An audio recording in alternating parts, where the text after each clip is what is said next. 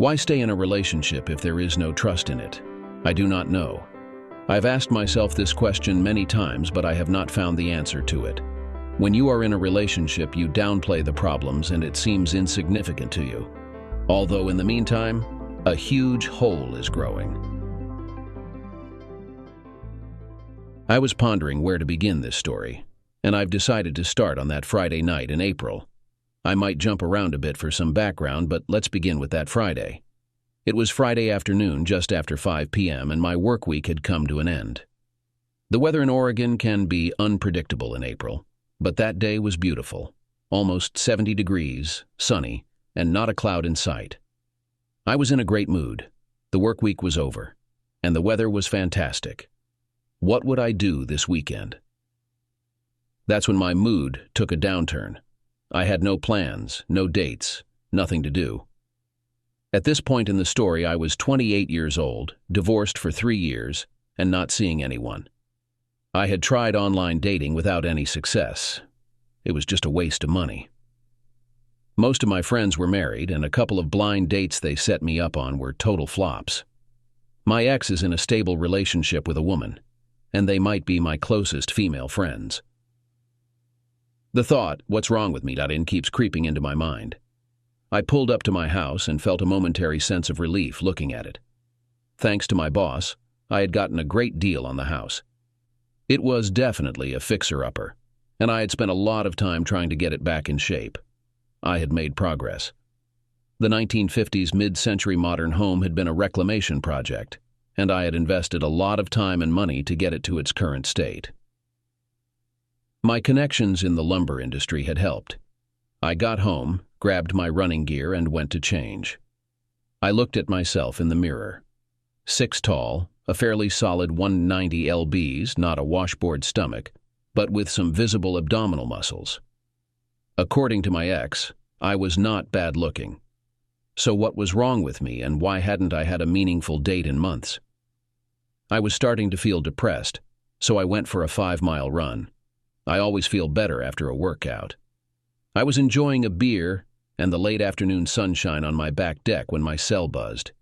It was my ex-brother-in-law, Mike. "Hey, Cam, what's shakin'?" Mike works in finance and takes care of the little money I have. He's really good at it. His wife, Megan, is beautiful, fun to talk to, and keeps his enormous ego in check. "What are you up to tomorrow?" Knowing I had nothing planned but reluctant to admit it, I implied I was busy but had some flexibility in my schedule. "Don't tell me the old man has you working on Saturday." Here's a bit of background. I work at Specialty Timbers. The owner and my boss, Ted Robinson, is Mike's father. My ex, Kimberly, who is also the accountant, is Mike's sister and Ted's daughter. Mike, however, did not join the lumber business. He earned an MBA and now runs his own investment firm, Robinson and Associates. Growing up, my mom, sister, and I weren't exactly destitute, but we were close. During high school, I had to cover any expenses beyond the basics myself. After the football season of my junior year, I visited the counseling center and found a lead for a job at a company within biking distance from my mom's house. I knew that if I ever wanted a car, I'd have to fund it myself. That Tuesday at 4 p.m. was my first time walking through the front door of Specialty Timbers. The office was open with windows overlooking the warehouse shop at the back and 3 private offices on the left. I checked my note card and asked for Mr. Hanratty. 10 minutes later, an older, short man with long hair falling into his face approached me. "I'm Skip Hanratty," he said, extending a large, rough hand with part of his index finger missing. We walked into one of the offices, cluttered with files, magazines, catalogs, and blocks of wood. He sat behind his desk, propped his feet up, and asked me what I knew about the lumber business. "Not very much," I replied. Probably not the best answer if I wanted the job. "Then why are you wasting my time?" he snapped. I was nervous and intimidated, unsure of how to respond. He just stared at me. Finally, I said, "Mr. Hanratty, I need a job, and I promise you I will work hard." He kept staring at me for a good 30 seconds without saying a word. I was thinking about what other jobs were available at the counseling center when, all of a sudden, he said, Be here tomorrow at 3:30 and be prepared to work." I was shocked. I stood up, shook his hand, and left. As I was leaving, I noticed a tall, balding man poking his head out of the last office and looking at me. Little did I know how much my life's path had just changed. So, back to that Friday in April, sitting on my deck talking to Mike, I said, "No, I'm not working this weekend, just have a lot of errands to get done." "Oh, come on," Mike replied.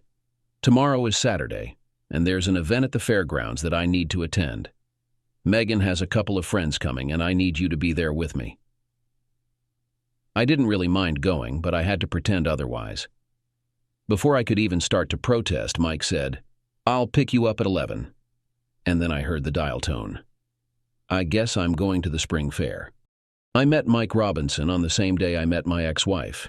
By the end of my junior year, I had been working at Specialty 5 days a week from 3:30 to 6, and occasionally on Saturdays if needed.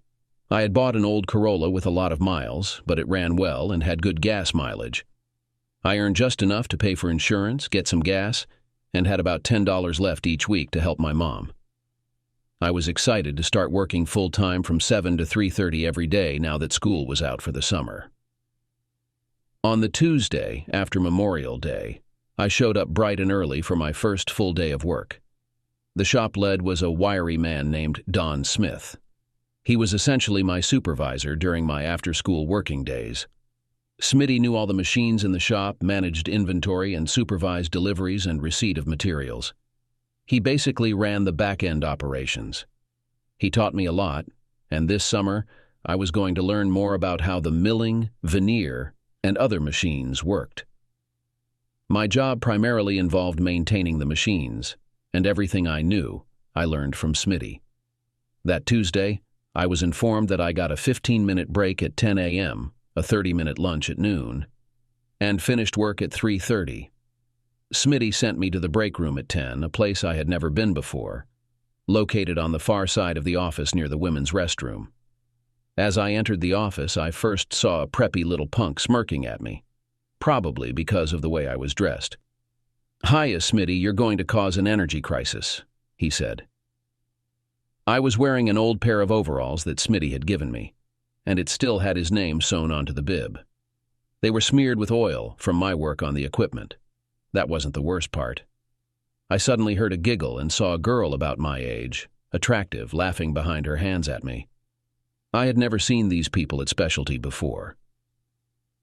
Just then, the owner, the tall man who had interviewed me, yelled at them to stop. I quickly made my way to the break room, away from those two smug kids. As I sat there, embarrassed and drinking a cup of coffee, the owner came into the break room. In all the months I'd worked there, I had never spoken to him. "Don't mind them, they're just my spoiled children. They're working here this summer, but honestly, I'm not sure what Mike is being paid for." "We've never formally met, I'm Ted Robinson," he said, extending his hand. I mumbled, "Cameron Joseph," as we shook hands. "Good to meet you, Cameron. I've been hearing good things about you from Smitty. Let's talk again later this summer. In the meantime, ignore those two jackasses." And that was my first encounter with Mike and Kimberly Robinson. I heard the horn of Mike's black BMW that Saturday morning, only 20 minutes late. "Where's Meg?" I glanced at Mike, wearing dark sunglasses, his black hair slicked back, his face tanned. He still looked like the preppy guy I met 12 years ago. "She met Brandy and Celia for coffee downtown. We're meeting them at the fair." Brandy and Celia. I wondered if this was a setup. We parked and walked a few blocks to the fairgrounds. "I got to drop this by the fair office," Mike said. RA is a co-sponsor of the event, and Mike was delivering his company brochures. "The girls are over by the booths." As we walked up, I saw the gorgeous, blonde, and smiling Megan, who gave Mike a kiss and introduced me to Brandy and Celia. Brandy had long, straight, dark hair and a very curvy figure, but a bit of a hard look. She was showing a little cleavage, and I had to keep my eyes up when we shook hands. Celia was different, with dark, curly hair, an athletic build, and a ready smile. She stared into my eyes. Nice to meet you, Cameron. I've heard about you. I sneaked a glance at Megan, and all I saw was a sly smile. My weekend was definitely getting better. As a group of 5, we wandered around the fair, and I often found myself strolling alongside Celia. She had a nice way of looking me right in the eye when we talked. She had a great laugh, and I found myself being outgoing and witty. Every so often I would glance over at Mike and catch him smiling at me. It was turning out to be a great day. We spent several hours exploring all the exhibits, occasionally bumping into acquaintances and having a great time. Mike knew a lot of people, which made it a good networking opportunity for his business. We decided to go to Mallory's for a beer and aim to get an outdoor table. Brandy decided to head home, mentioning something about a headache, and Mike assured her that we would make sure Celia had a ride. We found a fantastic outdoor table, and the sun felt wonderful. Mike shared many funny stories about work, marriage, and his family. I tried to remember the last time I had such a good time. Celia was fun to talk to, interesting, and she asked me questions about myself. After Mike ordered the 3rd round, I casually mentioned, I definitely need to run tomorrow. Celia asked where I ran, and before I knew it, we had a running date for Sunday at 9 a.m. Eventually, we left. I was enjoying my time with Celia so much, talking, laughing, learning about her life. It was really nice. We just seemed to click, and I was hoping there wasn't a significant other in her life. We dropped her off at her condo, and I told her I would pick her up at 9 for the run on the rhododendron trail. As soon as we started heading home, I got the look from the front seat. What? I asked as they gave me a smirking grin. Okay, so she's cool. What do you want from me? I said. Running tomorrow with her. Wow, that's fast. Mike grinned. Ever since Kim and I divorced, Mike's been trying to find me a new woman. I actually think he feels a little responsible for my failed marriage with his sister. He may have known about her orientation beforehand, but he never said so. I spent my entire senior year working at Specialty Timbers after school, once football season ended. I dedicated my Saturdays during the fall to work there as well. Under Smitty's guidance, I immersed myself in learning every aspect of the machinery. During particularly busy weeks, I was entrusted to operate various equipment on Saturdays, handling everything except for the veneer press and gaining insight into the capabilities of all the machines. Kim would join us on Saturdays to assist with bookkeeping. She attended a private high school on the opposite side of town, making our weekend encounters the only times I got to see her. Kim was really cool, enjoyable to converse with, and down to earth, unlike some other wealthy kids. Around the middle of our senior year, we started dating. What started as a friendship turned into a romantic relationship, and by the time we graduated, we were already close. Kim has an amazing figure. I enjoyed being close to her, although looking back, I realized that she didn't share my enthusiasm. At that time, desire clouded my perception, and I did not notice it. After graduating from high school, we both worked in our specialty that summer. While I wasn't sure about my plans for the fall, Kim was determined to go to Colorado College. I was worried about being apart from her, missing her, and concerned about other guys. Little did I know then that other guys were never going to be an issue, as well as the distance between us. Whenever I brought up these concerns with her, she would reassure me by saying, "Don't worry, you're the only man for me." She was truthful. She just didn't mention other women in the picture. Later that summer, my boss, Ted Robinson, who is also Kim's dad, approached me and inquired about my future plans. At that point, I wasn't sure what lay ahead. I had an application for Lane Community College sitting on my dresser, but even with community college being affordable, I lacked the funds for it. It turned out that Mr. Hanratty was battling cancer. He could only manage a few days of work each week, and that situation wasn't sustainable for long. "Cameron, you're familiar with our shop and you handle our customers well. I need some younger energy in the office," Ted said.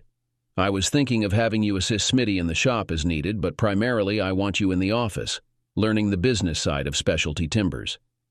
I was taken aback. I'll start you off at $3,000 a month, and when business is good, there are year-end bonuses," he added.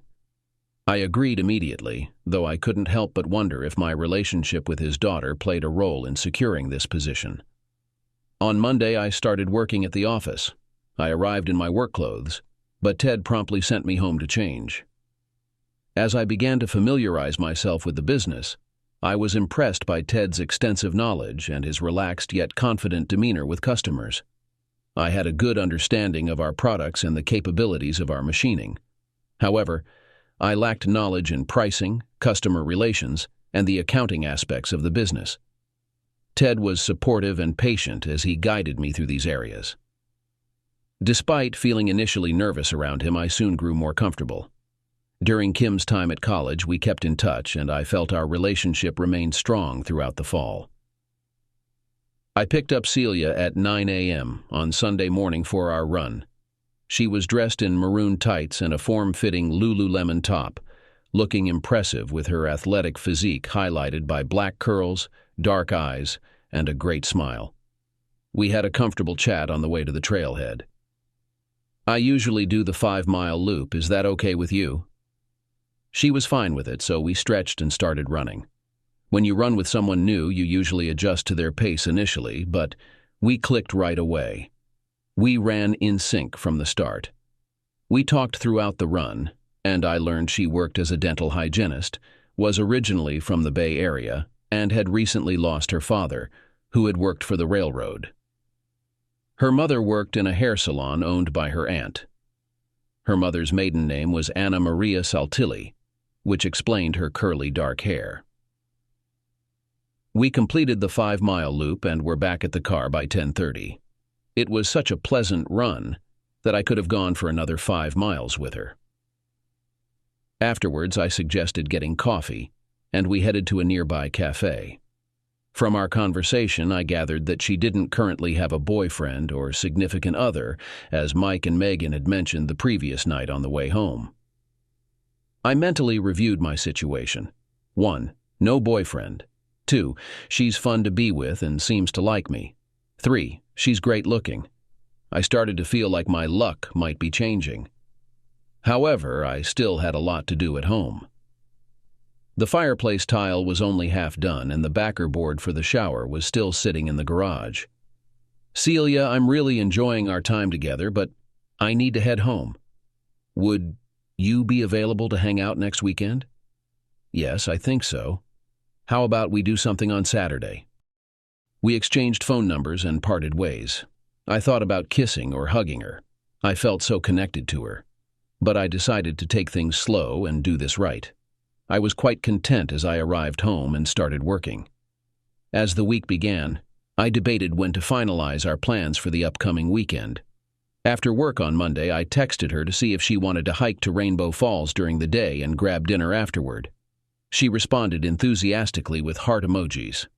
Our first official date. Tuesday was hectic at Specialty Timbers. Ted was in Seattle dealing with a major client.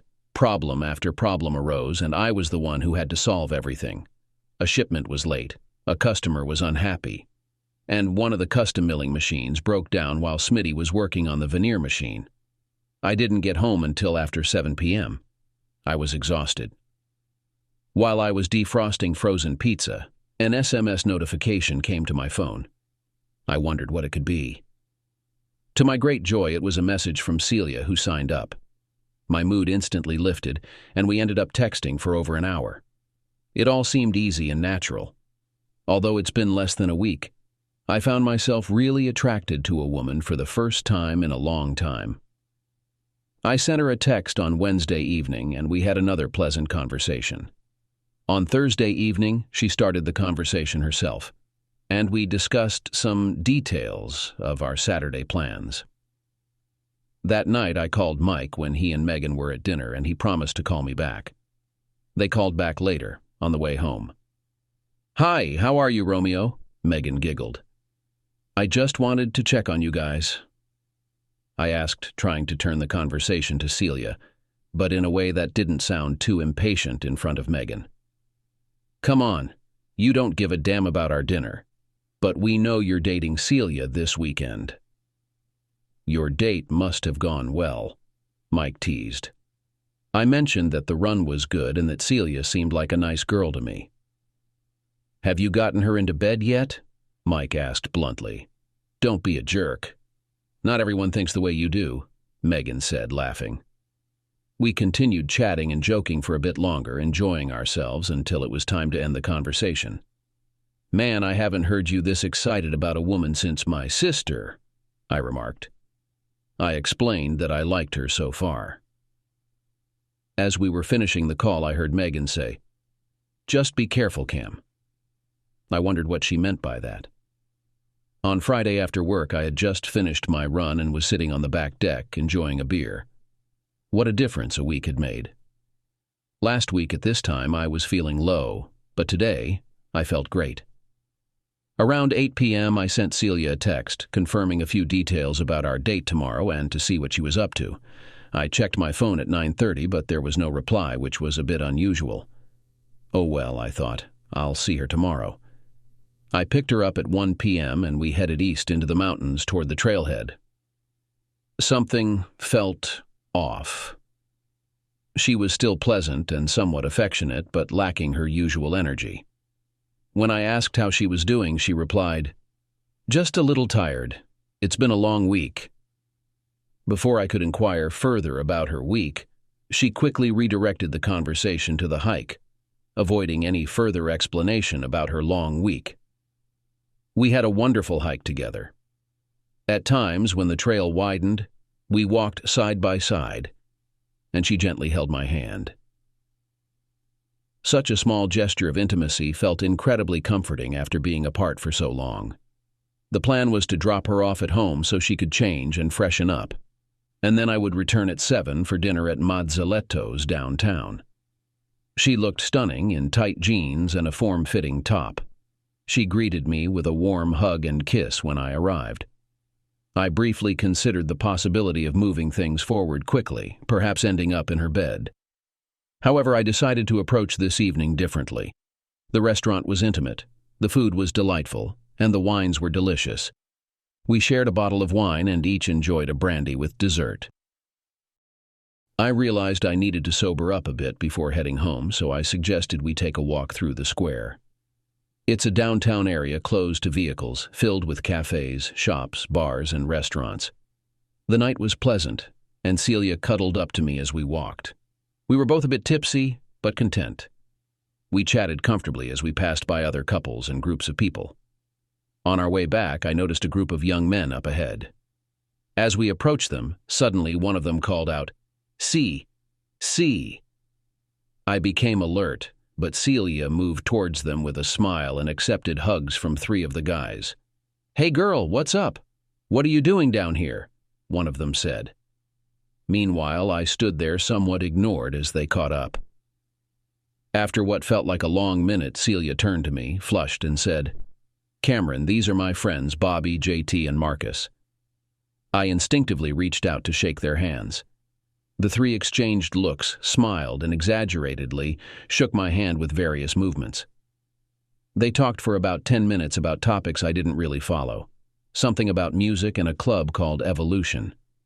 There was a noticeable familiarity between Celia and these guys, especially with Marcus, which struck me as oddly intimate, almost unsettling. I watched as the warmth and goodwill of the evening slowly dissipated. It appeared to me that she was enjoying the attention and company of her friends immensely.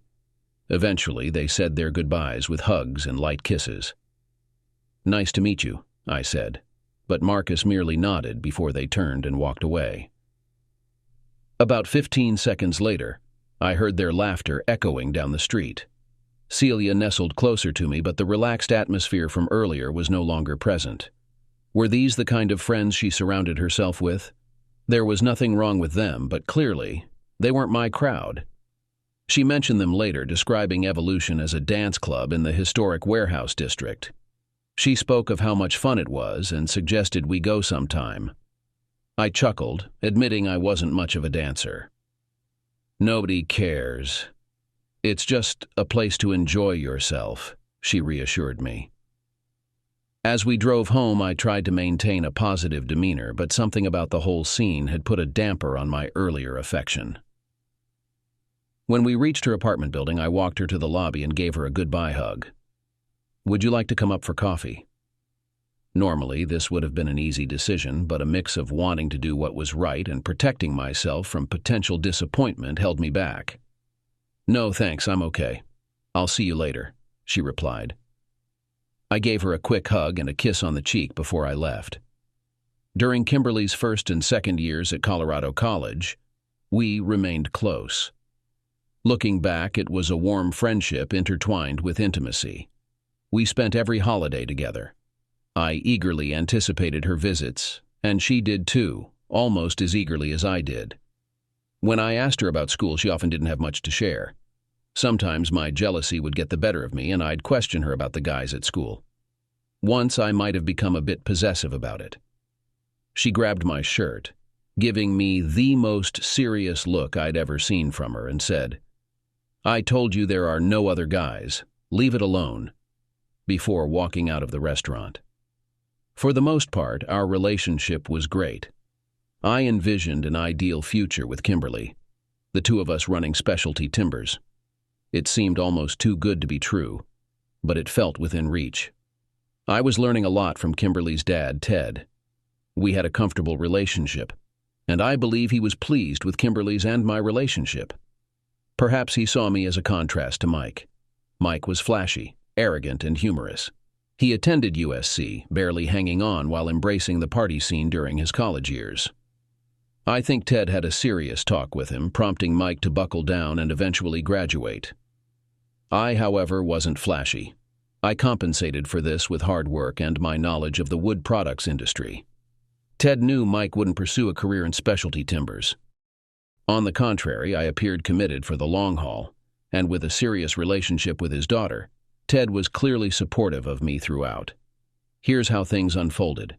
I proposed to Kimberly before her junior year, and she needed time to consider it. Midway through the year, Kim asked for some space. I was devastated. I immersed myself in work. Though we kept in touch and maintained a strong friendship, Kim was exploring her own path. During that junior year, we didn't see much of each other.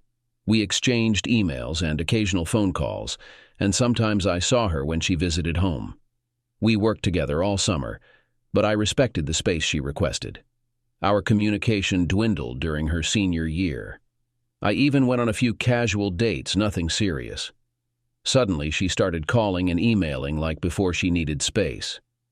That summer, she returned and we reunited. She then asked if my proposal was still on the table. I was surprised, but happily replied that yes, it was. We got married that Christmas. I was overjoyed. Ted was very happy. And looking back, Kimberly seemed moderately content. But at the time, I was blinded by my idealized vision of the perfect life.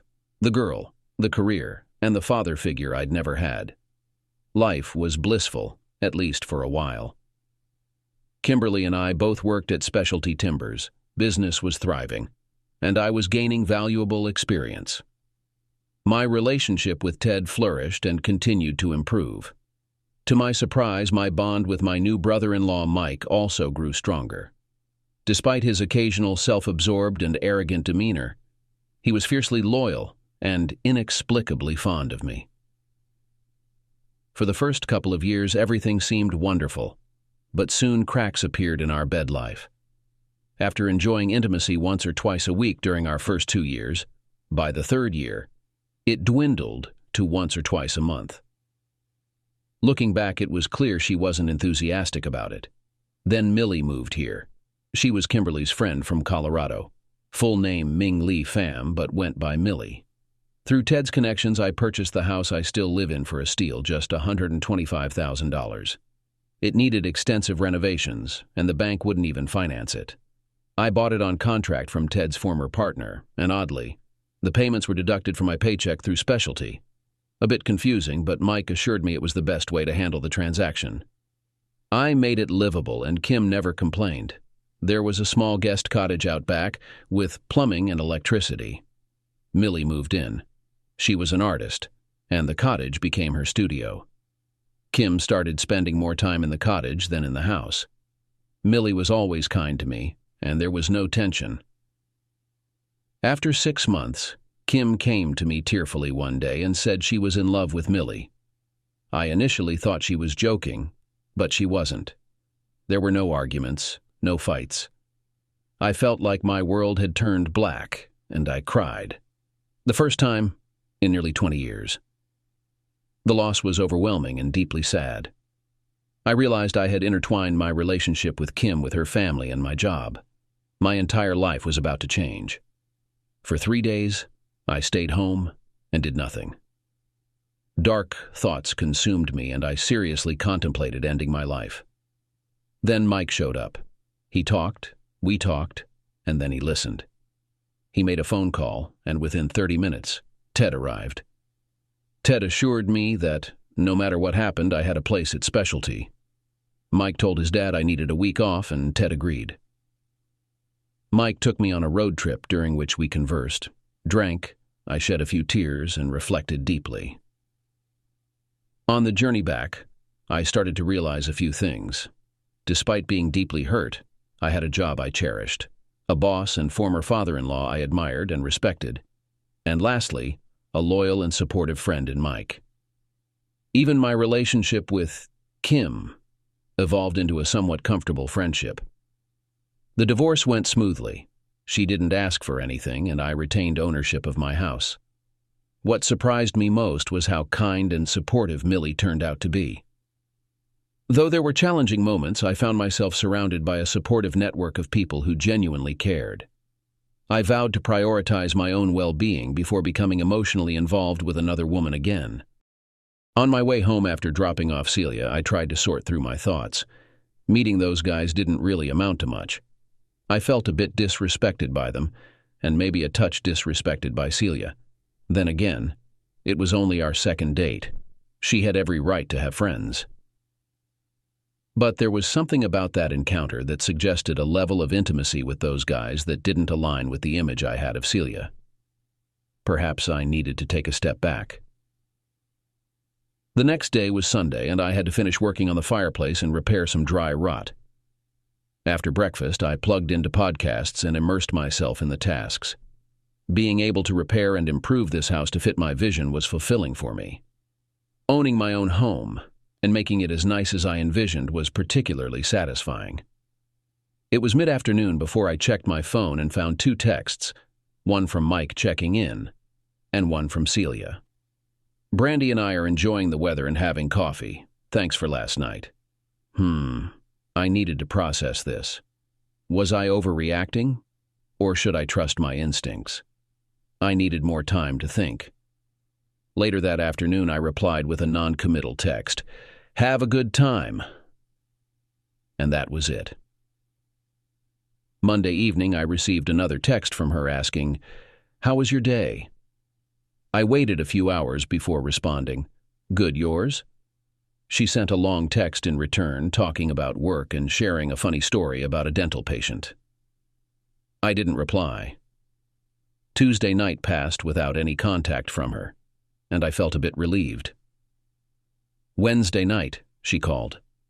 I was polite, but not overly enthusiastic. Eventually, she asked me what was wrong. I said nothing, and then she asked if I was upset with her. I assured her I wasn't. I had just been busy. She invited me over for dinner on Saturday night, and I accepted. Maybe I was being too sensitive to get worked up over this.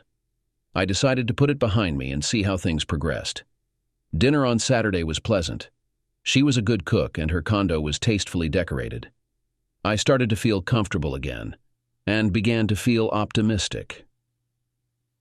After dinner, we ended up in her bed, and the intimacy with her was pleasant. The next morning, we took a shower together. Celia has a toned, athletic physique. We spent Sunday together, and our closeness strengthened our bond. We went for a run and then took a shower at my house. I showed her my current renovation project, and she showed genuine interest in all my work. I introduced her to an old mahogany hot tub that I'd purchased as part of a project for which we supplied materials, and pointed out where I planned to install it in the backyard.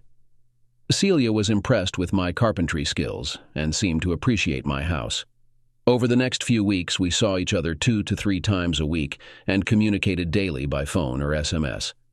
Against my better judgment, I agreed to go to Evolution with her on Friday night. Although I can dance a little, I knew it wasn't really my place. But Celia was so excited that I couldn't resist joining in her enthusiasm. Evolution is a new trendy club in the warehouse district of the old town. I've heard of him, but I've never been there. I reminded myself that in a strong relationship, you have to sacrifice something from time to time. It seemed that this would be one of those victims. We arrived shortly before 9. Celia seemed to know a lot of people there, both employees and regular visitors. The club was dimly lit by flashing floodlights, and a couple of DJs were performing on raised platforms. The dance floor was packed with people moving to the music, and the atmosphere was sweltering. Finding a spot, we were greeted by brandy and a guy with hugs and laughter. It was hard to converse over the noise. Celia took my hand and led me onto the dance floor. She was skilled, and I felt out of my depth. Soon, we were surrounded by others dancing. After a while, I couldn't tell if it was me or others dancing with Celia. Watching her, I could see she was thoroughly enjoying herself. Later on, I shouted that I was going to grab a beer. She just nodded and smiled. I waited a moment to see if she would join me, but she was lost in the dance. Back at the table, I caught glimpses of Celia amidst the crowd. None of the group we had met downtown weeks ago seemed familiar so far. When Celia returned for a drink, I sensed she wanted to keep dancing, so we returned to the floor. I was starting to enjoy myself until I spotted a couple of guys from downtown, especially Marcus. Marcus was a skilled dancer and cleverly maneuvered to dance with Celia. I tried to intervene but got bumped aside. Whether accidentally or not, I'm not sure. This pattern continued, and eventually I shouted to Celia that I was getting another drink and asked if she wanted one. She nodded and continued dancing. I made my way to the bar and back to our table. Glancing at my watch, it was a little past 11. I was eager to leave and kept waiting for Celia to return for her drink. Eventually, she returned, laughing and smiling, with Marcus at her heels. She planted a kiss on my cheek and grabbed her drink. After taking a sip, Marcus grabbed it and gulped down the rest. Celia chuckled. "Let's dance," she insisted, taking my hand. "No, thanks, I'm done," I replied. "Another one?" she begged. Then Marcus intervened. "Come on, girl, I'll dance with you when some." And they left. I was annoyed, but it only got worse. I watched them practically make love on the dance floor. Now I was furious. Glancing at my watch, I saw that it was after midnight. That's all. I decided to wait for her until 12:30 and then leave. At about 12:28, she returned, and I grabbed her, heading for the exit. I was angry, but I tried to keep my composure, suppressing the urge to yell. On the way to her house, she talked about the night before, about how much fun she had, about the amazing music, and how she loved dancing. My silence didn't seem to bother her. When we arrived at her apartment, she suddenly realized where we were. "I thought we were staying at your place for the night." "I'm exhausted," I said, forcing a smile. "How about another night?" "Okay," she nodded, looking at me. I smiled, kissed her, and left. Our recent dates definitely didn't end like this. The following day, there was no communication between us.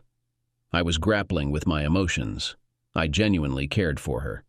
But I was troubled by that incident at the nightclub and how much she seemed to enjoy it. And then there was Marcus. She and he seemed closer than just friends. Over the weekend, I was occupied, mostly trying to fit the redwood hot tub onto the deck. By Sunday night, I noticed a text from her. "What's up?" I didn't respond. On Monday night, another text arrived. "Hey you, I miss talking to you, call me." I felt I had to reply this time, so I texted back, "Sorry, lots going on. Let's catch up tomorrow." "Okay," she replied. Tuesday night came, and I was still grappling with everything, so I never replied. On Wednesday evening, around 6, I returned home from work to find her black Volkswagen parked in front of my house. Uh-oh. Time to confront things, I suppose. I discovered her sitting on my back deck. "What's going on? Are you breaking up with me?" she asked, appearing a bit upset. "Look, Celia, I'm not sure what's happening. I'm dealing with some issues right now," I explained. "What issues?" she inquired. And that's when I opened up. I started with the pain from my marriage with Kim, then confessed my jealousy regarding her friendship with Marcus, and how disrespected I felt at the nightclub. I laid it all out there. Why not?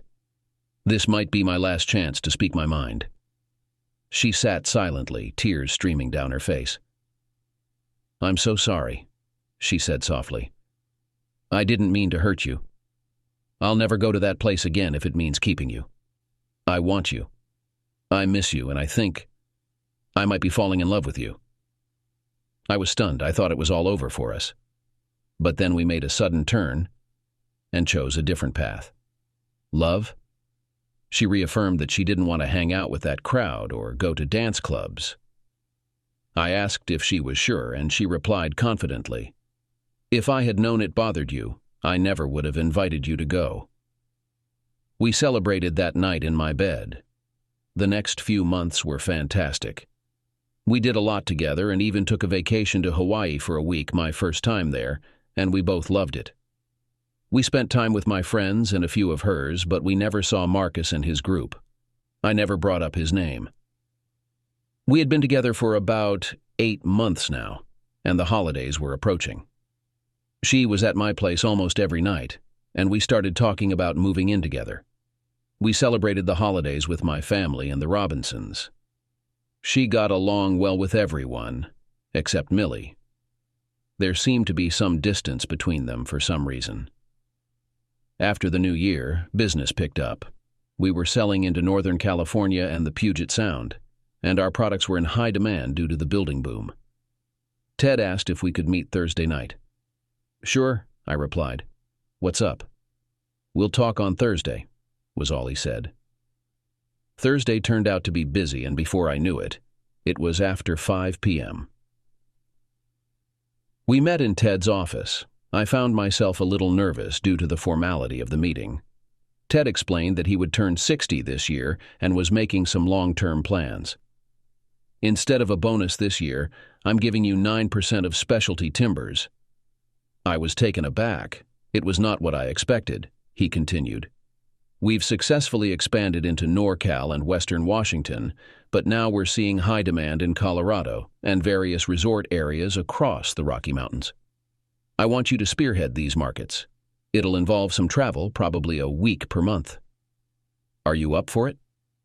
"Absolutely," I replied. I had seen so little of the country. The prospect of traveling to these regions was thrilling, and becoming a part owner was incredibly exciting. I was overjoyed. He went on to explain the ownership structure. He now owned 51%, while Mike and Kim each owned 20%, leaving me with the remaining 9%. Kim was the CFO, and Mike oversaw the big-picture financial aspects. I asked Ted if Mike and Kim were comfortable with me becoming a part owner.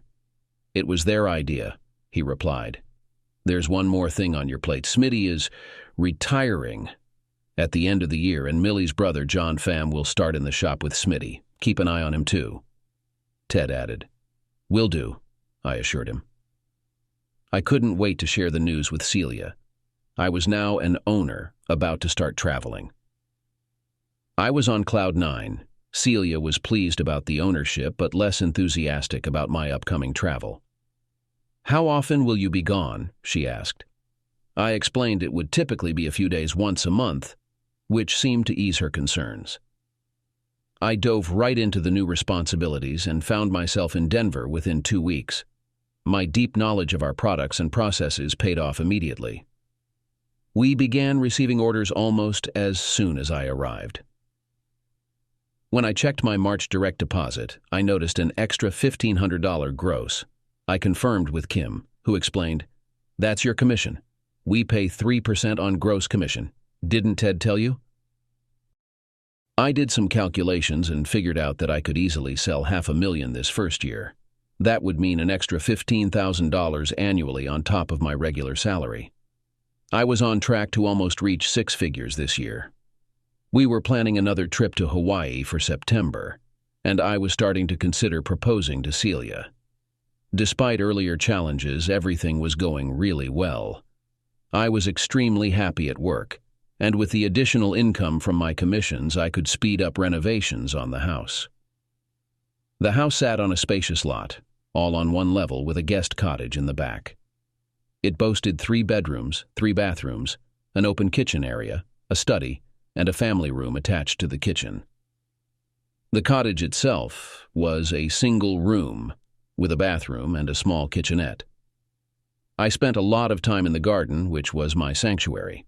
With the addition of the redwood hot tub, it had transformed into a spa-like retreat in the backyard. Celia had officially moved in after leaving her apartment in May, and it was wonderful having her there. For the most part, everything was going well, though there was some tension when I traveled. I hoped we would adjust to that in time. In August, I invited Mike out to dinner because I had something important to discuss. We met at a bar near his office at 6 p.m., enjoying the warm weather outside. "So, what's on your mind, bro?" "I've made up my mind to propose to Celia, and I want you to be my best man." He stared at me for what seemed like a full minute. "Married again?" "Remember what happened last time," he finally said. "This is different. I've changed, Mike. I was young back then. Kim and I didn't really know what we were doing. This is now, and I love her. I don't want to be alone." "Are you sure about her? There were some rough patches not too long ago," he cautioned. We discussed it further, and his comments made me a bit nervous. It seemed like he was trying to dissuade me, but I respected Mike's opinion despite him not knowing Celia as well as I did. "I want you to be my best man," I informed him, revealing my plan to propose during our trip to Kauai. We celebrated with tequila shots and had a fantastic evening. 2 weeks later, I returned to Denver needing samples for customer presentations. When I went to the shop that Friday, Smitty wasn't there. I gathered my things and headed to the saw. "What do you need, boss?" John Pham asked. "I've got it covered, John, but thanks," I replied. He quickly helped me cut and box the samples. "If you need anything else, just let me know." Impressive young man, I thought. "Thanks, John. I appreciate it." "Boss, if you need more help around here, my cousin is a hard worker." "Good to know, John. And you can call me Cam." "Okay, boss." During my last trip to Colorado, I had cold called a company called Longfellow's. This time I had a scheduled appointment on Monday at 11 with Junior Longfellow at their office outside Denver. Junior was around my age, with a light beard and ponytailed hair. We hit it off, and our meeting extended into lunch. Not only did it seem like they would become a good customer, but I also genuinely liked Junior. As we parted ways, he mentioned he would be visiting some mills on the West Coast in November and expressed interest in visiting our operation. These visits are usually excellent opportunities for building relationships. I informed him that I had a commitment in Montana during 1 week in November, but I promised to follow up with him. Our trip to Kauai was incredible. We stayed at a luxurious resort, and the commissions helped cover the cost. We relaxed by the pool and beach, explored the island, went hiking, snorkeling, and kayaking, active yet serene at the same time. We often had intimate relationships. One day, Celia appeared open on a secluded beach, which I really liked. We almost made love on the beach, but changed our mind because there were people nearby. Back at the hotel, we more than made up for lost time. On the second to last night, as we watched the sunset from our balcony, I gave her the engagement ring and proposed. She cried, hugged me, and we celebrated our engagement in bed. Later, as we lay together, I asked her if she was happy. She replied that she was. "If there's anything you could change about our lives, what would it be?" I inquired. She hesitated for a moment, then said, "Nothing." After a brief silence, she added, "Well, maybe I wish you didn't travel so much." I reassured her that my travel would slow down over time and explained its importance for our financial future. I suggested there might be opportunities for her to join me on some trips.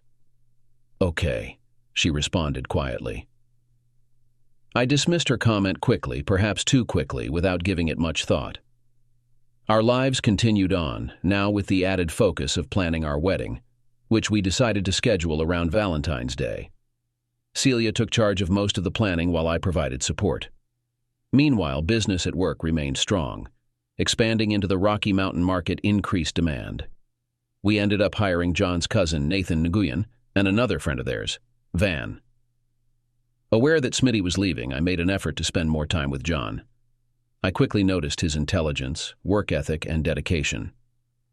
One evening, he invited me to grab a beer with him, Nathan and Van.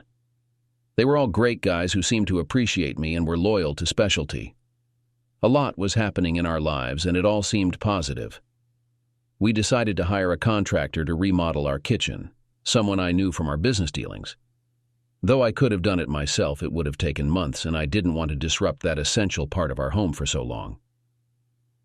Celia was heavily involved in the design process, and while we didn't always see eye to eye, her input was invaluable. Towards the end of October, I had to resume traveling for work. Celia wasn't pleased about it and urged me to take shorter trips, but 5 days was unavoidable. My November trip coincided with Junior's visit for mill tours. I regretted missing it, but Ted kindly offered to show Junior our operations. I had a trade show with a customer in Montana, which presented a great opportunity to showcase our products to that market. The show setup began Friday morning, with events starting Friday evening and continuing all day Saturday. I had an early flight out of Billings on Sunday morning. The show was busy, and I had several promising conversations during the cocktail party on Friday night. Every evening during my travels, I made sure to call Celia to check in. On Friday night, I returned to my room just before 10 and tried calling Celia, but there was no answer. I wondered if she had already gone to bed or was perhaps in the shower. Trying again at 10:30 yielded the same result, so I assumed she had fallen asleep. The next day, Saturday, the show was scheduled to start at 10. I slept until 7, then got up, worked out at the hotel's small gym, and attempted to reach Celia around 8:15. Still no answer. After a quick shower, I noticed a missed call from her. When I called back, I casually remarked on our missed connections and asked how she was doing. She replied that she was fine but seemed a bit distant, not as enthusiastic as I had expected. I mentioned trying to reach her the previous night, to which she explained she'd left her phone on mute and was occupied in the kitchen. We ended up chatting about the kitchen renovation, completely moving past the fact that she hadn't answered the phone earlier. The following Monday marked Thanksgiving week, which we planned to celebrate with the Robinsons.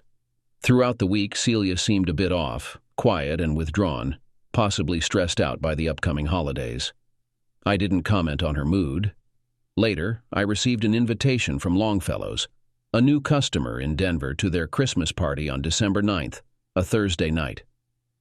We discussed whether Celia could join me, but due to my other business commitments and her work schedule, I ended up attending alone. They had adorned their warehouse space for the holidays, so I decided to Uber from my hotel, knowing there would be drinking. The evening was enjoyable, and later on I was chatting with Junior about our upcoming trip to Hawaii. I showed him some photos, and he spotted one of Celia. "Let me see that again." "Is this your fiancée?" he asked. "Yes, she is," I replied proudly. Junior handed the phone back to me, then took it again and examined the photo closely, wearing a serious expression. "What's up?" I inquired. "Does she know someone named Brandy?" he asked. I looked at him, puzzled. "Yes, why?" I could be wrong, but I think I saw her and some girl named Brandy at a club last month when I was in your town. Honestly, they didn't seem like an engaged couple, Junior explained. This was during my time in Montana. I started to feel angry and embarrassed. I urged him to tell me everything he knew. On Friday night, after our tour of the mill, I went with another guy to a club called Dust. It was typical, loud, dark, you know. At one point, Sean, the guy I was with, was dancing with this Brandy. He said he could have taken her back to the hotel if he wanted to. Later, I saw her and your fiancé with some other guys. I can't remember all their names, but they seemed sketchy. Do you remember anyone named Marcus? I asked. Yeah, he was one of them. He seemed friendly with your lady, Junior confirmed. Look, Cam, you're a friend. As much as it hurts, I'd want someone to tell me if this happened to me. I know, I sighed. I appreciate you telling me. I should probably go. Thanks for the party and the information. Junior gave me a big hug and I left. I was furious, but I needed to process this. First, she forbade me from going to dance clubs anymore, which infuriated me. Second, what was going on with Marcus? She was deceiving me, and I suspected there was more to it than I knew. That night I barely slept, and my flight home was delayed. Celia had messaged me a couple of times, but I hadn't responded. Just as I was boarding, she called, and I picked up. When will you be home? My flight's delayed. I won't get in until 6 tonight, I replied. Oh, that's a shame. I love you and miss you, she said. I'll see you tonight, I replied before hanging up. When I finally landed and headed home, I decided to test her. I greeted her with a hug and a kiss, then checked on the progress of the kitchen. I have a question, I said. Sure, what is it? When I was stuck in Montana at that show last month, what did you do that Friday night? She glanced away and murmured, just hung out here. You have one last chance to reconsider that answer. Where were you? I asked calmly, though icily. She trailed off, then burst into tears and fled to the bedroom. I waited, seething with anger and sadness. 2 hours later, she emerged and began to explain. She had talked to Brandy the day before, who had suggested they check out a new club called Dust. Believing it was harmless, she went along, only intending to see the place. However, they stayed late, danced, and ran into some friends. And then, I pressed. Then I came home, she said. Alone? I questioned sharply. Yes, alone. Brandy hooked up with an ex-boyfriend, she admitted. So, you came home by yourself, I clarified. Yes, she replied. Who was at the club? Anyone I know? I demanded. Not really, I don't think so, she replied.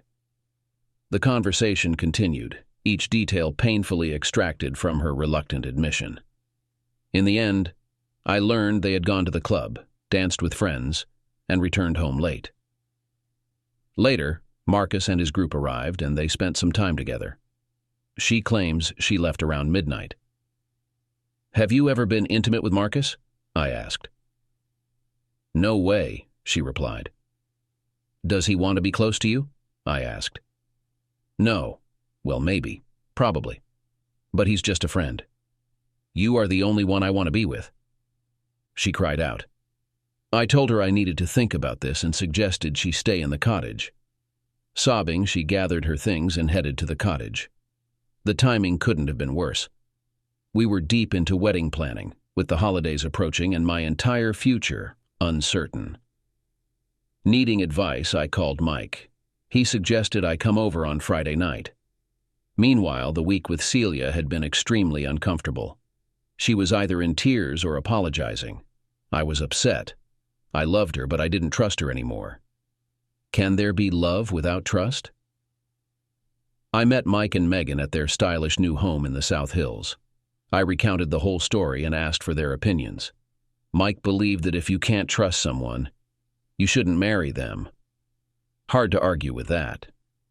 Megan added, I feel somewhat responsible for introducing you two. I don't know Celia that well, but I think she's a good person, not a bad one. And I do know she loves you deeply. I agreed with Megan. Ultimately, you have to decide whether to believe in her or not. That's something only you can decide, she said. That night I invited Celia over and we talked. She seemed nervous as we made small talk. I had a few questions for her and stressed the importance of complete honesty. She agreed. First, I asked if the club scene was truly important to her. Then I inquired about what exactly happened the night she and Brandy went to dust. Lastly, I asked about her relationship with Marcus. She confessed that the clubs weren't significant to her. She had joined Brandy out of boredom and loneliness. Regarding Marcus, she admitted he had shown interest, but she didn't reciprocate beyond enjoying the attention. She assured me nothing serious had happened, just a few unwanted advances on the dance floor. Her answers seemed sincere and matched my impression of her. I acknowledged this as a positive first step. That night she asked to stay in our bed, and though I hadn't planned on intimacy, my intention was unsuccessful. As the holidays passed and life carried on, I kept a watchful eye but found nothing amiss. Celia remained loving and affectionate.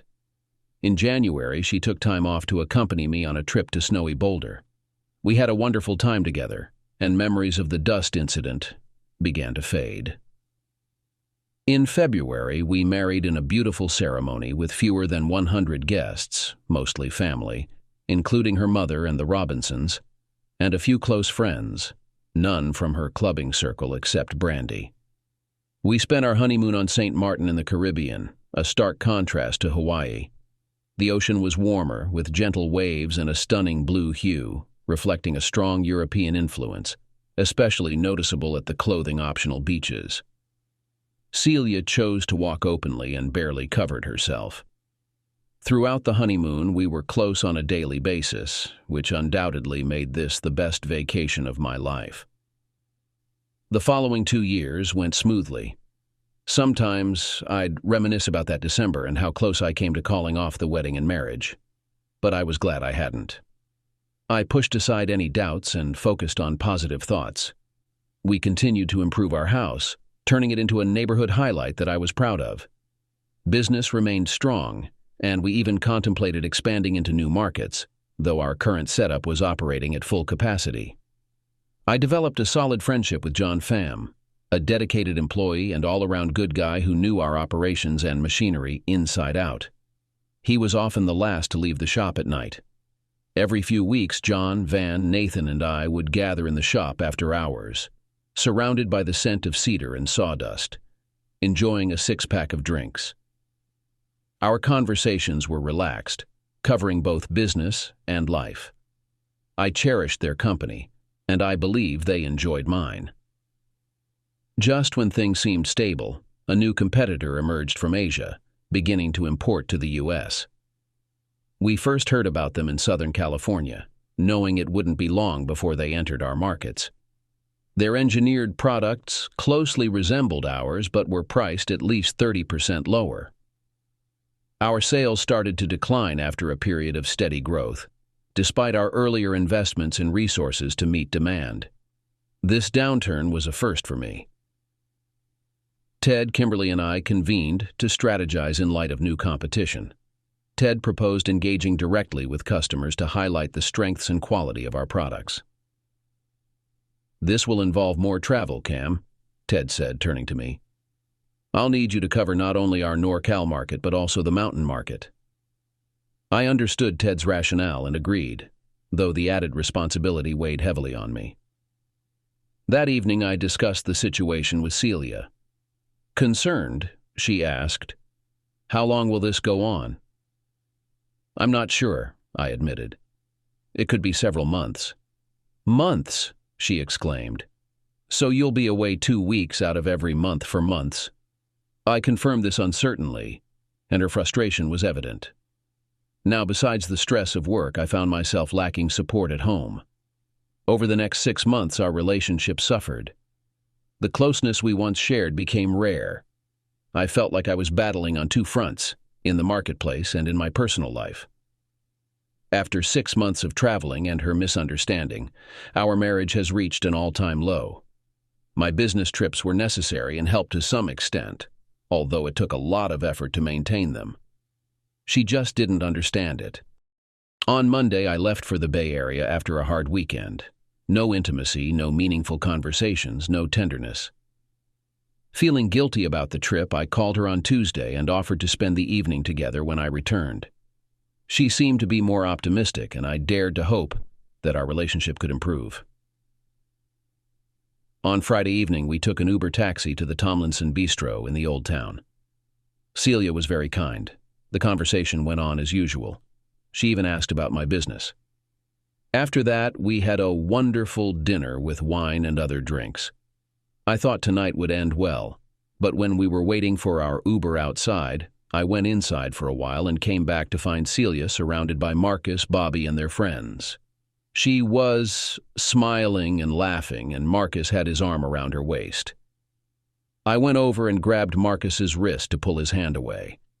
He reacted by grazing my jaw, and I pushed him away. Suddenly, I was on the ground. Someone hit me hard, and I briefly lost consciousness. When I came to, Celia was helping Marcus up and apologized to them. Despite the fact that I was still not myself, I clearly understood what had happened. Then she came over and started yelling at me, blaming everything that had happened. They fled when a restaurant staff member came out to check on the situation. I was still on the floor with one eye swollen shut. Right then, an Uber arrived. We both climbed in. I was still disoriented. She immediately started yelling at me. Why did I have to ruin everything? Why did I push Marcus? What was I thinking, grabbing his hand? It's my body. What were you doing attacking my friends? I didn't utter a word. I didn't trust myself. I was so furious with her and the whole situation. Stressed from work, stressed about my marriage, and she showing more loyalty to Marcus than to her husband.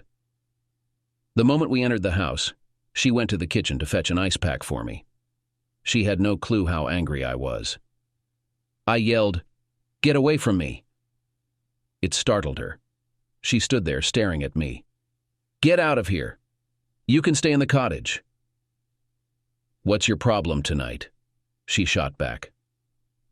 "Tonight?" I thundered. "My problem is you every night. No support, no affection, just complaints because I'm trying to provide for us." She silently walked to the bedroom, packed her things, and slipped out the back toward the cottage. I needed the space and felt a sense of relief when she left.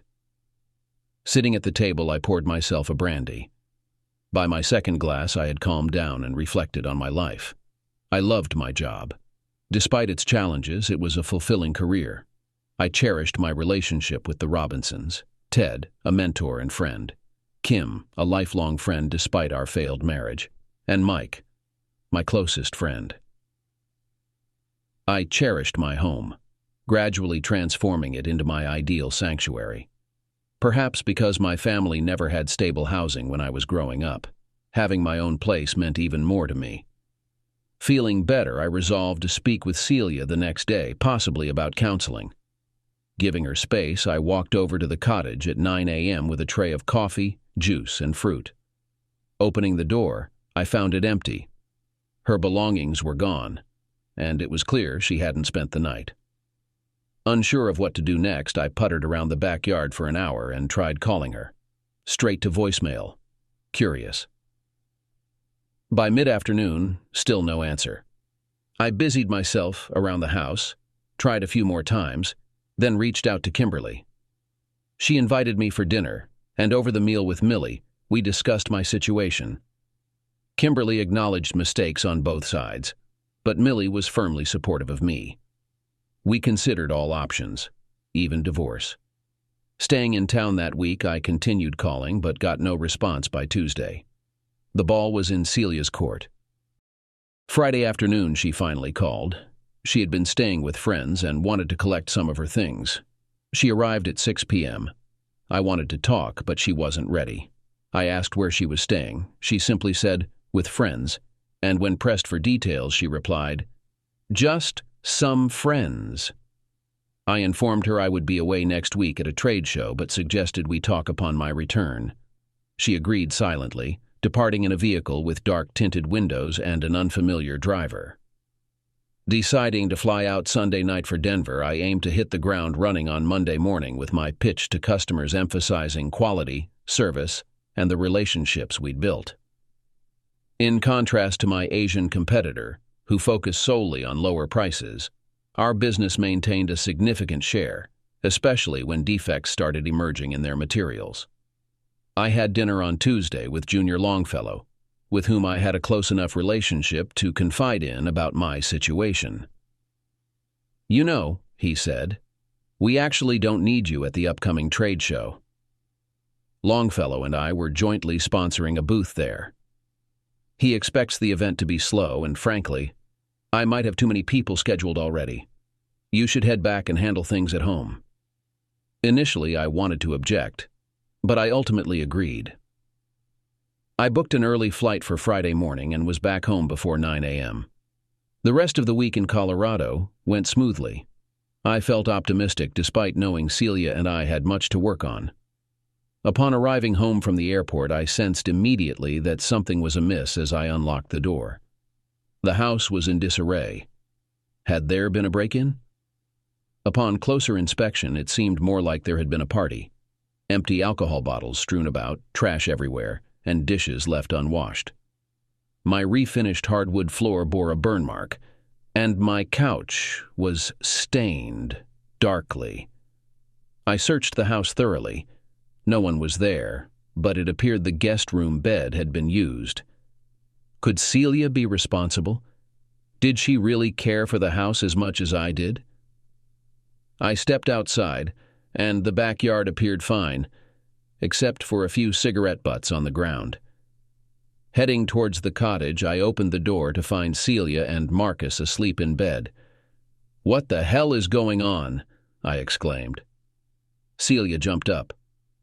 "You weren't supposed to be home until tomorrow," she said, hastily covering herself. Meanwhile, Marcus casually rolled over, smirking at me. "Get the hell out of here, jerk," I shouted at him. "Relax, man," Marcus retorted. "I'll leave, but remember the lady here owns half this house." "You've got 2 minutes to get out," I yelled. "We're married, and this is my house too," Celia chimed in. Fuming with anger, I knew I had to leave before something worse happened. 2 minutes, I said, then turned and left. Back in the main house, I called Mike and explained the situation.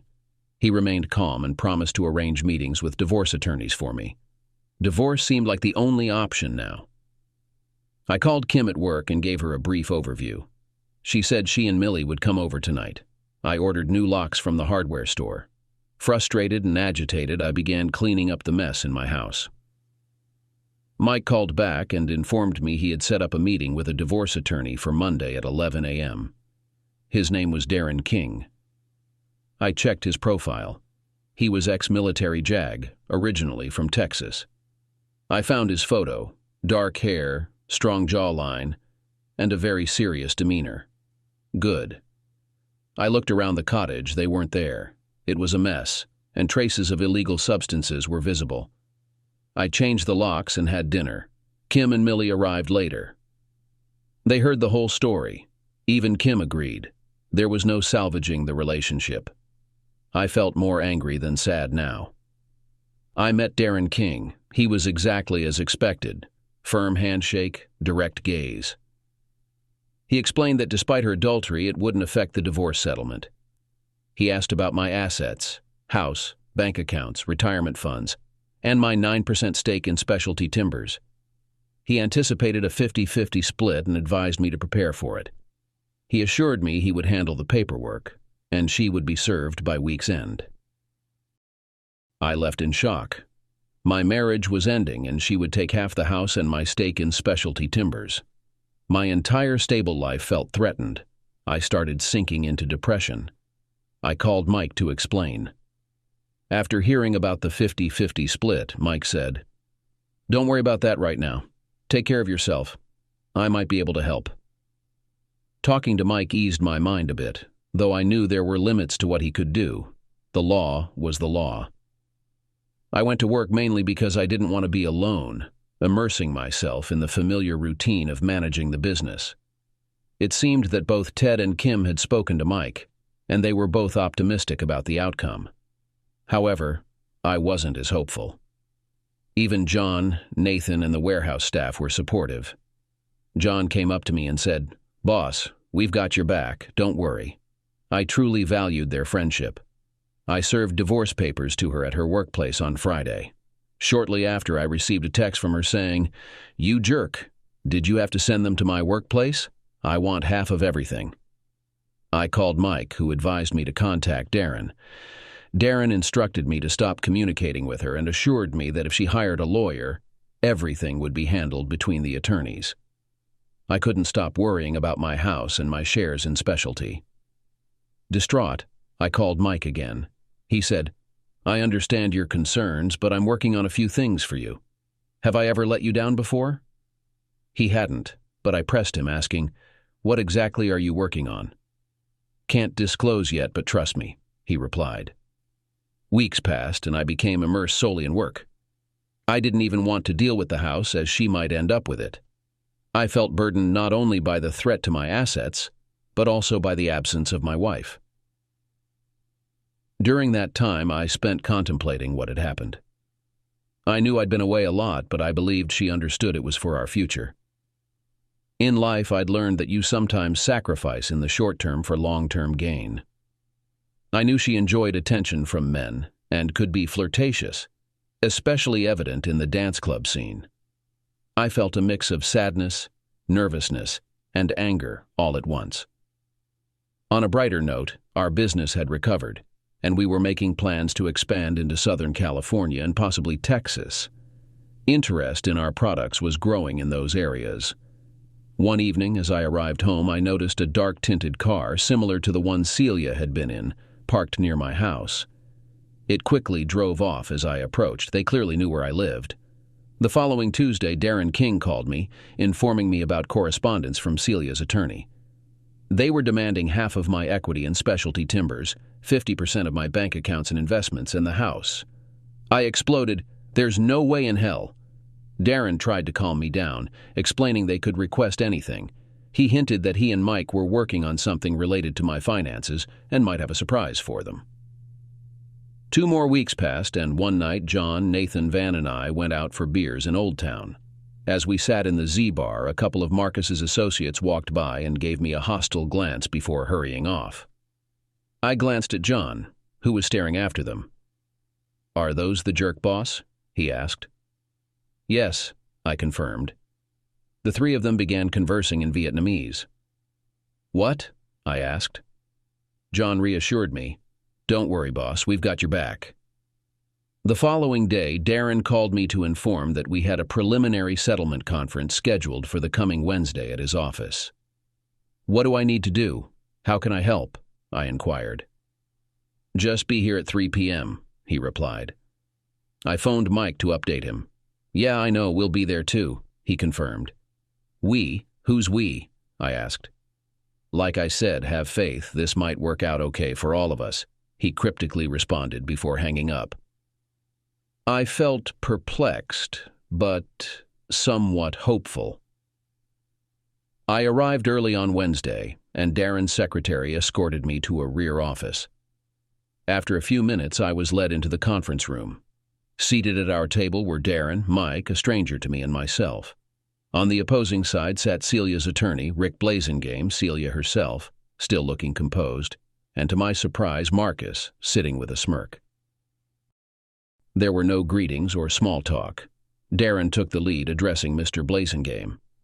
"All right, Mr. Blazingame, it's your meeting. Please proceed."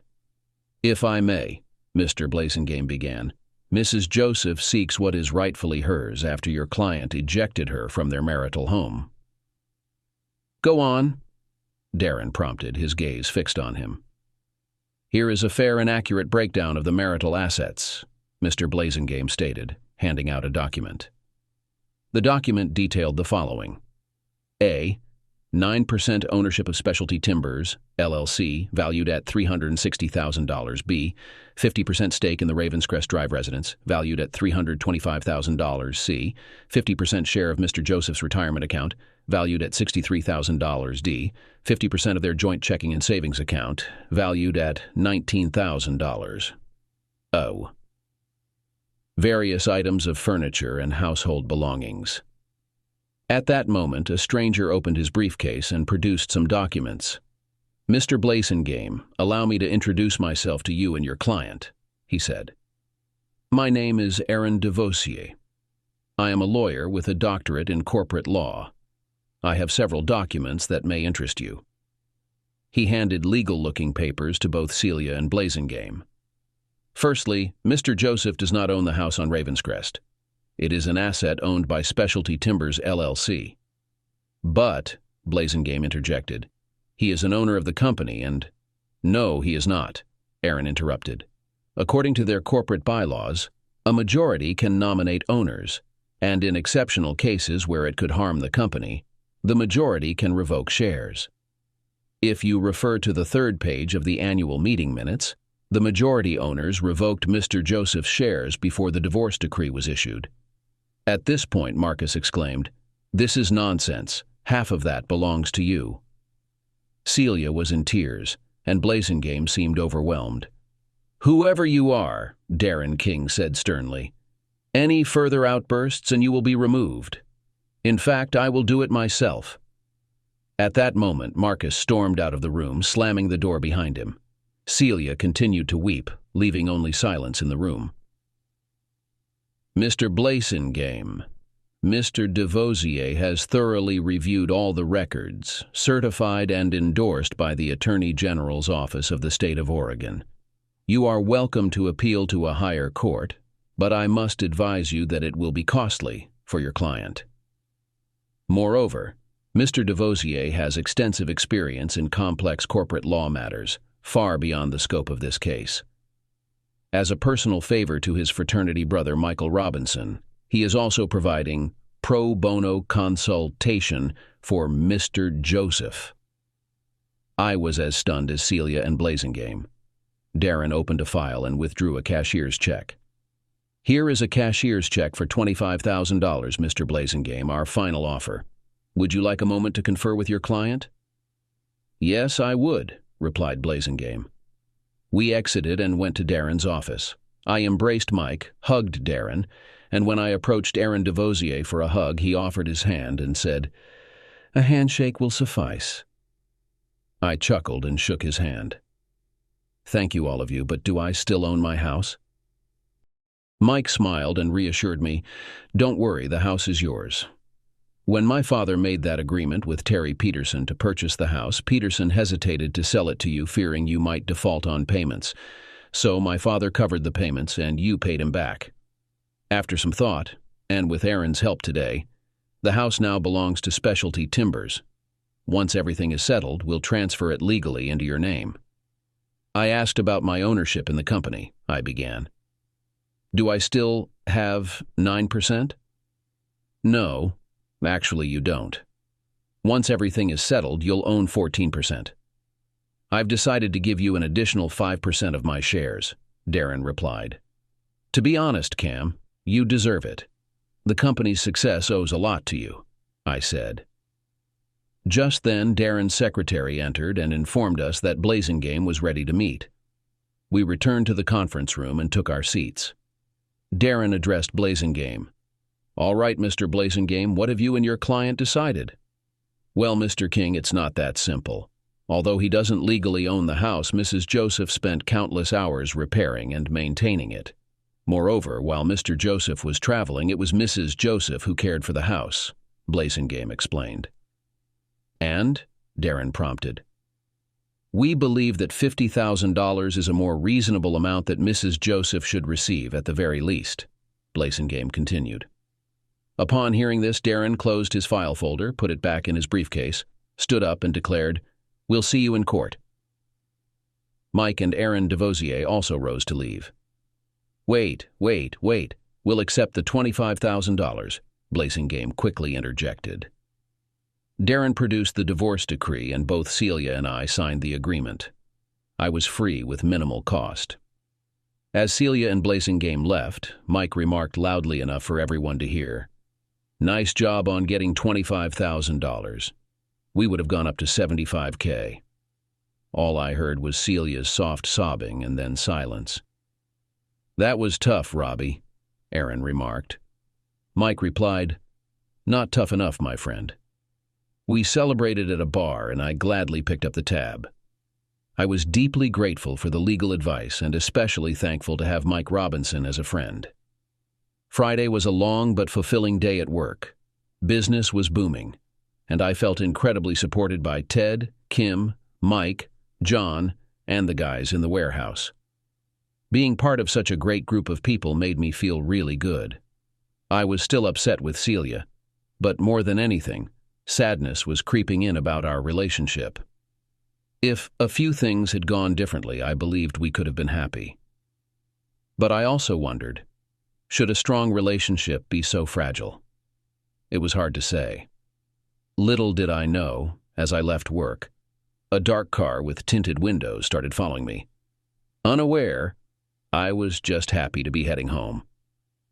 I went straight to my back deck for a post-work beer. As I sat there with my eyes closed, exhaling deeply, that's when I first heard them. There were 3 of them, and Marcus held a knife. Well, look what we have here. What do you want, Marcus?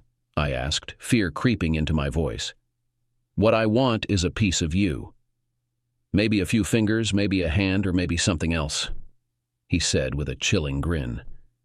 I scanned for an escape route, but before I could react, the other 2 guys grabbed me. This is going to be fun, he chuckled ominously. At that moment, I heard a disturbance coming from the direction of the cottage. Within seconds, John, Nathan, Van, and 3 of their friends all appeared in my yard. Do you need any help, boss? John asked. As a matter of fact, John, I do. Can you help escort these guys out? I replied. Marcus began to retreat, and his companions quickly fled. John's friends apprehended them while John himself took charge of Marcus. We're going to have a talk, mister, John said as he ushered them out of the yard. About an hour later, John returned alone. I thanked him and asked how he knew they were here. I was looking out from the warehouse and saw a black car following you. Recognized those guys from before. Troublemakers, John explained. Thank you. How can I repay you? I asked gratefully. Repay? Repay what? We're friends, John replied warmly. His assurance touched me deeply. And boss, I guarantee those guys won't be coming back. I didn't press for details. Fast forward 5 years. Our business has had its ups and downs, but mostly ups. We hired a new guy who didn't know much about the lumber business, but he's smart, hardworking, and a quick learner. I assigned him to work with John and the crew in operations. His name is Chase DeVosier, cousin of Mike's fraternity brother Aaron, who had helped me immensely years ago. Chase wasn't interested in college and needed a job. Initially, I felt I was repaying a favor, but he's proven to be a valuable asset. Ted still comes in daily, though he spends most of his time reading the newspaper and catching up with old friends. Kimberly is effectively running the show now, with my occasional assistance. Travel demands have eased since we're well established. My personal life has also seen improvements.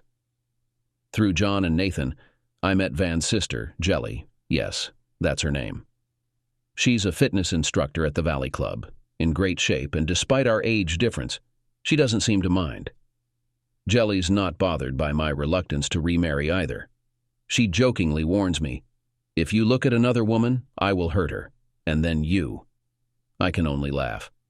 As for Celia, I never saw her again, nor do I think about her much. Marcus once crossed the street to avoid me, but otherwise life has moved on. I'm deeply grateful for everyone in my life.